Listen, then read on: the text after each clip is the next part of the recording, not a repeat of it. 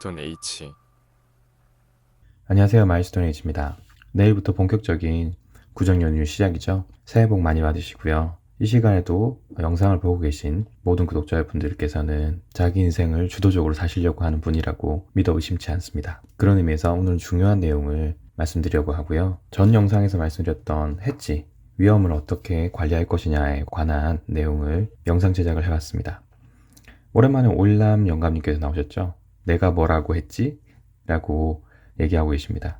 중의적 표현으로 해지를 좀 강조를 하려고 이렇게 적었는데요. 해지가 그만큼 중요하다는 말이고, 제가 업로드한 영상들 중에는 이런 내용들과 연결된 내용들이 몇 가지가 있어서 어떤 얘기를 했었는지 영상들을 좀 가져와서 얘기를 하려고 합니다. 자, 오늘도 시작해 보시죠. 첫 번째는 다소 의아하실 수 있지만 여러분은 무의식적으로 자신의 선택에 대해서 해지를 하고 계십니다. 크리에이터 채널로 들어가서 보면 저희 구독자분들이 어떤 채널들을 같이 보고 계신지를 볼 수 있게 되어 있는데요. 여러분은 무의식 중에서 리스크 관리를 하고 계신 거예요. 해지라고 하는 것이 결국에 리스크 관리거든요. 자신의 판단이 맞을지 혹은 이 사람의 판단, 저 사람의 판단이 맞을지 틀릴지를 알 수 없기 때문에 무의식 중에서 여러분은 다양한 채널을 보면서 나름대로 균형을 맞추시면서 위험 관리를 하고 계신 거예요. 저는 이걸 보면서 한편으로는 되게 뿌듯했고 한편으로는 어떻게 좀 말씀을 드려야 될까 되게 고민을 좀 많이 했습니다. 기분이 좋았던 것은 여기 있는 많은 채널들이 저와 지금 비교가 되지 않을 정도로 굉장히 많은 구독자를 가지고 계시고 영향력 또한 큰 유튜버들이세요. 그래서 첫 번째는 저희 구독자분들에게 제가 선택을 받았구나 라고 하는 자부심이 또 생겼고요. 두 번째로는 어떻게 좀 말씀을 드려야 될까라고 하는 것은 투자라고 하는 것은 사실 자기만의 확실한 철학이 있어야 됩니다. 맞든 틀리든 내가 어떻게 하겠다라는 혹은 어떻게 할 것이라고 하는 확고한 자기만의 철학이 있어야지만 맞든 틀리든 거기서 점점 발전해 나갈 수 있어요. 그런데 여기 계신 많은 채널 운영자분들이 가지고 계신 생각이 다 다를 거예요. 그런데 그것을 해치라는 개념으로 이렇게 전부 다 보고 계시다는 말은 아직 구독자분들께서 자기만의 확고한 철학과 자기 결정에 대한 확고한 신념이 없기 때문이다라고 저는 추측을 하고 있어요. 그래서 이렇게 해치를 하시는 건 상관이 없지만 제가 추천드리고 싶은 방법은 이겁니다. 물론 제 채널도 마찬가지고요. 포함해서입니다. 자신만의 확고한 투자 철학과 원칙이 없다면 이런 수많은 해치들은 소음입니다. 저를 포함해서입니다. 이분들을 말씀을 드리는 게 아니에요. 이런 것들이 없다면 여기에 나오는 많은 것들은 그냥 다른 사람들의 생각을 듣고 있는 것 뿐이고 어떤 이벤트가 일어날 때마다 맞는 사람, 그 이벤트를 정확하게 설명해 줄 사람들을 찾아다니게 될 것입니다. 어떤 상황이 생기더라도 반드시 자기만의 철학을 가지고 있지 않다면 사실 이 영상도 큰 도움은 되지 않을 거라고 생각됩니다. 그래서 오늘 영상을 끝까지 보시면서 한번 자기만의 투자 철학은 무엇인지 확고한 신념이 있는지 자문을 한번 해보시길 바랍니다. 오늘은 해지에 대한 기술적인 측면도 되겠지만 어찌 보면 제가 가지고 있는 투자 철학과 신념이 어떤 것인지에 대해서 한번 엮어서 설명드리는 시간이 될 것 같아요.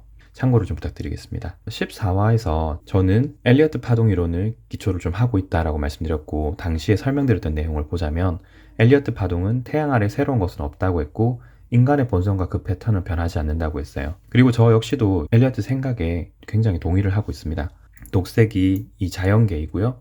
그 자연계 안에 인간이라는 것은 한 부분이죠. 그리고 인간은 어떤 이벤트가 생길 때마다 감정을 기반으로 반응을 하게 됩니다. 그래서 저는 이게 너무 중요하다고 생각하고 있어요.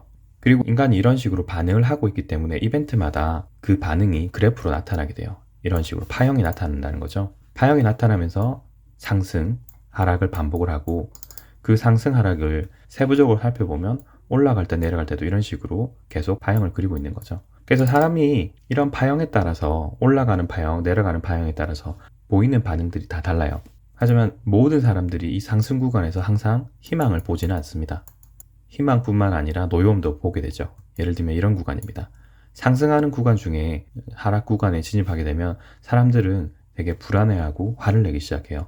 사람의 욕심이란 게 그렇습니다. 여기서 잡아서 여기까지 오를 때는 기쁨과 한이에 차서 환호성을 지르다가 거기서 수익금이 줄어들고 이렇게 다시 원상태에 가깝게 돌아오면 시간만 날렸다 라고 생각하는 경우가 많거든요. 그래서 이만큼의 수익 구간이 여전히 존재하지만 사람들은 수익을 잃었다는 생각에 화와 노여움을 많이 표출하는 것 같아요. 반대인 경우도 존재합니다. 떨어지는 와중에도 이렇게 올라가는 구간이 생기면 사람들은 또 희망을 보게 돼요. 다시 올라갈 거야.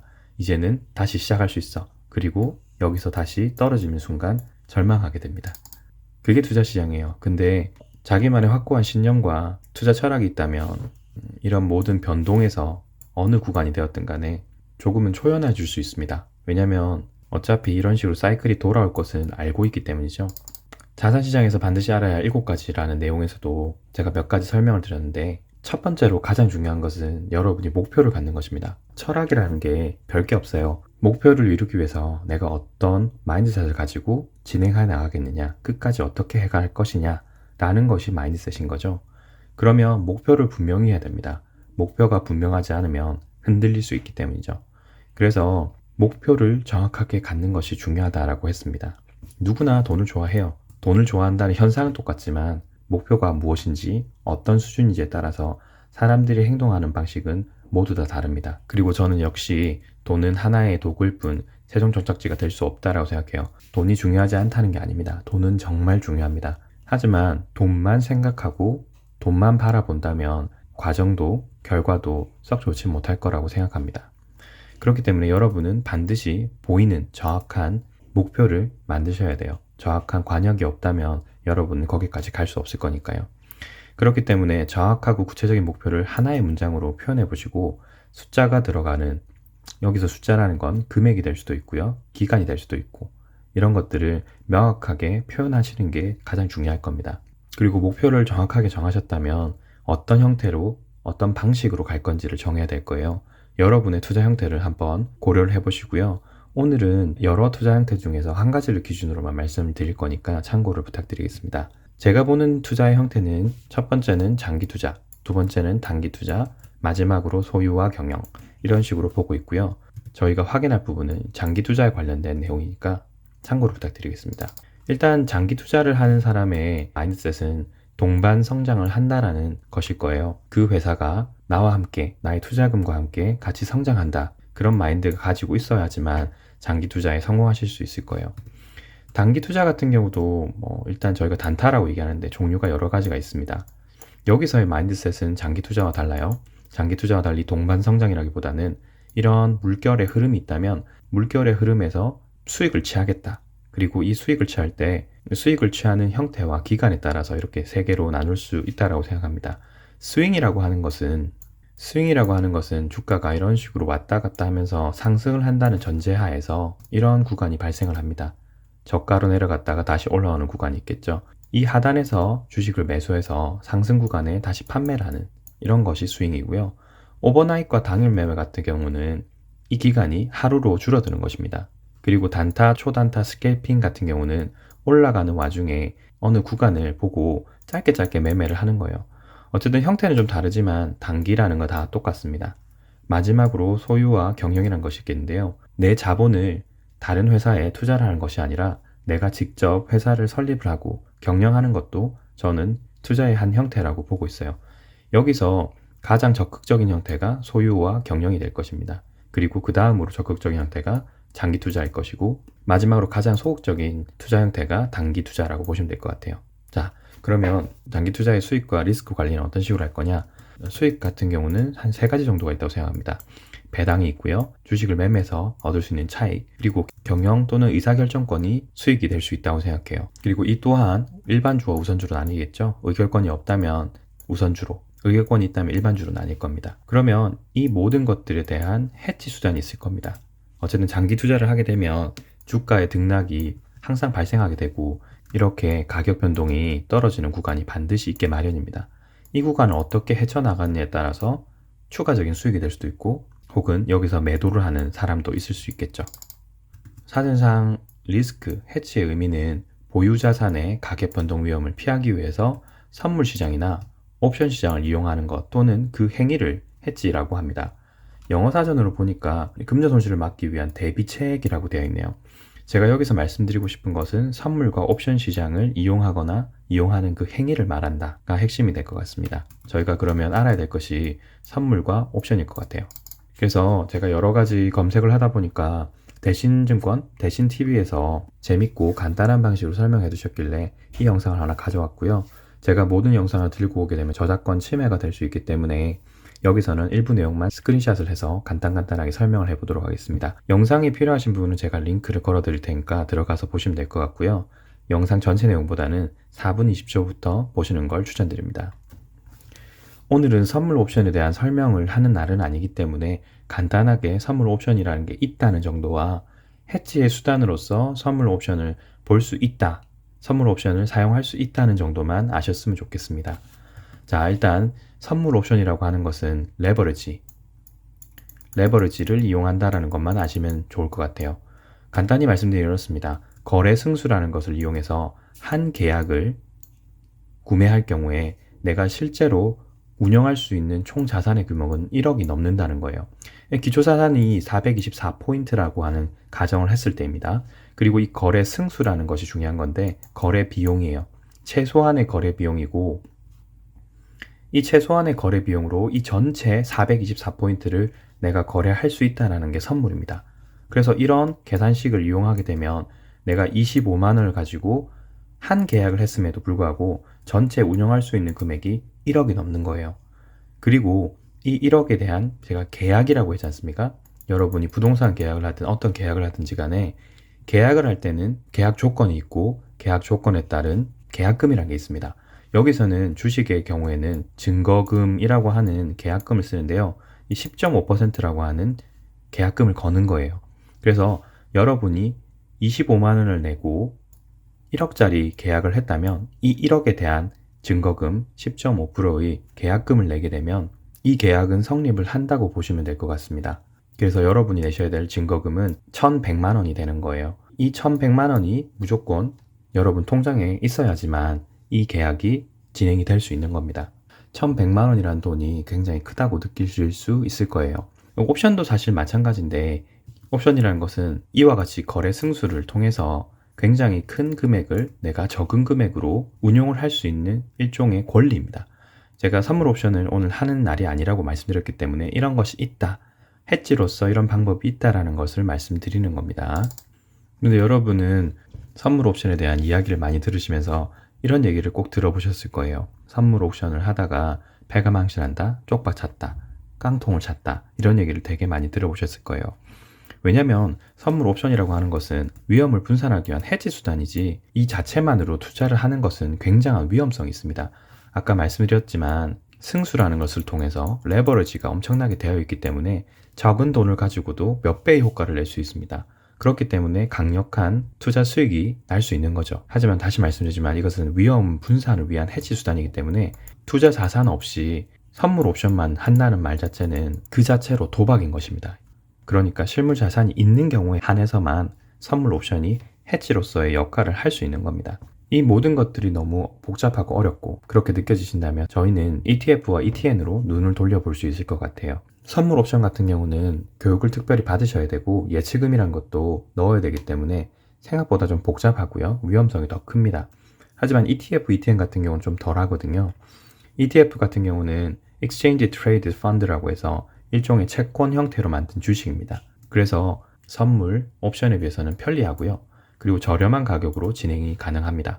이것도 최소한의 금액을 넣고 진행을 할 수 있을 거예요. 아마 제 기억에 맞다면 2천만 원으로 기억을 하는데 최소 2천만 원 정도가 있어야 되는 것은 맞습니다. 하지만 이런 것들을 고려하더라도 저렴하다고 저는 생각을 하고요. 편의성이 뛰어나고요. 하지만 주식이 아니기 때문에 주식에서 가져갈 수 있는 이점들은 모두 생각을 할 수가 없습니다. 의결권이 있는 것도 아니고 배당이 나오는 것도 아닙니다. 하지만 이걸 해지라는 개념으로 보자면 큰 문제가 없겠죠. 펀드이기 때문에 연유지 보수 비용도 발생을 합니다. 하지만 거의 미비하기 때문에 0.5%, 1%가 채 되지 않기 때문에 해지라는 특성을 감안했을 때는 이건 없는 비용과 거의 마찬가지예요. ETN은 그러면 무엇이냐? Exchange Traded Note라고 해서 일종의 종입니다. 종이. 이 ETF와 달리 ETN은 증권사나 운용사에서 이걸 발행을 하는 거예요. 그 증권사와 운용사가 자신의 신용으로 이 제품을 발행을 하는 것입니다. 그래서 종류가 되게 다양해요. 이 다양하다는 것은 ETF에 비해서 다양하다는 말이고 단점은 주식도 펀드도 아닌 단지 신용에 기반한 종입니다. 그래서 신용 리스크라는 게 존재해요. 이 ETN을 발행한 회사가 망하거나 신용성이 좋아지지 않는다면 이 제품 자체의 신뢰가 떨어져서 제품 자체가 상장 폐지가 될 수도 있는 것입니다. ETN 같은 경우는 가스라든지 석유라든지 다양한 제품들이 많이 나와 있어요.